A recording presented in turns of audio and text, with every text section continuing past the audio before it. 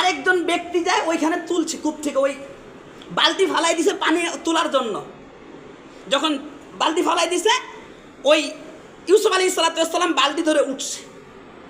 ওই মানুষটা বলতেছে যে আমি বালতি থেকে যখন ওই অর্থাৎ ইউসুফ আলাইহিস সালামকে যখন তুললাম, মনে হয় এত সুন্দর ফুটফুটে ছেলে সন্তান আমি আর দেখি নাই। তখন এইটা ওই দেশের মধ্যে এটা বয়ে গেল যে একটা ফুটফুটে ছেলে এরকমভাবে পাওয়া গেছে। তার যে বাকি যে 10 ভাই ছিল, তাফসীরের ভিতরে আসে ওই 10 ভাই আসে ওই মানুষটাকে চোরের অপবাদ দিল যে আমার ভাইকে আপনারা চুরি করছে, এটা আমাদের বাসার কামলা ছিল।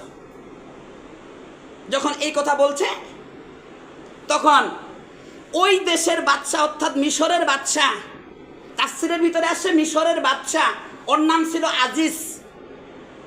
আজিজ 20 দিরহাম অর্থাৎ কিবা দিয়ে 20 দিরহাম দিয়ে কিনে নিল, একে দিয়ে দিল। আর ওই টাকাগুলো 10 ভাই যে ছিল 2 দিরহাম করে নিয়ে বাসায় চলে গেল। বাসায়